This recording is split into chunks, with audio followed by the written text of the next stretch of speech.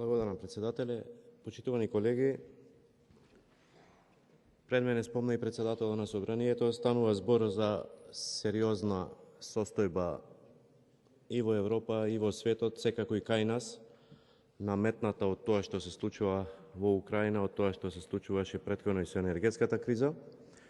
Ние може да зборуваме колку сакаме и за исти наслови на закони, или за закон за ДДВ, и закон за акцизи, за различно гледање на работите. Сепак, бидејќи станува збор за сериозна состојба, сите заедно треба да размислуваме кои се последиците од одлуките кои што ние ги носиме заедно.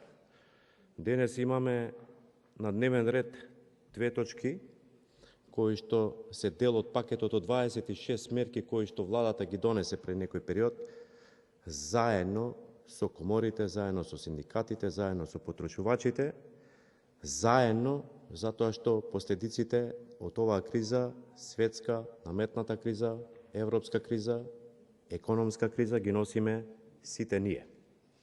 Според тоа, мислам дека ова не е период во државата кога треба сите ние да размислуваме кој ќе добие или ќе чари некакви поени политички, затоа што гужвите на бензинските се секаде околу нас, секаде во Европа, секаде во светот.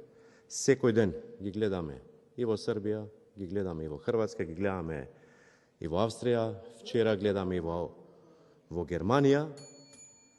И според тоа што се случува во целиот период, должни сме, и за тоа разговаравме и вчера, разговаравме и денес, дека како пратеници треба да излеземе во пресред на оваа ситуација. Секако, можеби, на решенијата да гледаме различно, но на крајот треба да донесеме одлуки кои што ќе помогнат на граѓаните, на сите оние кои не бирале, затоа што на крајот на денот избрани сме од нив да ги решаваме проблемите во ваква тешка економска, светски, наметната криза. И на крајот на денот, јас стварно не гледам потреба од довикување во ваква ситуација, не гледам потреба, да ги најдеме заедничките мерки кои што најдобро со сите расположливи средства кои што стојат на располагање ќе помогнат на граѓаните, на фирмите, за сите заедно да излеземе од оваа криза.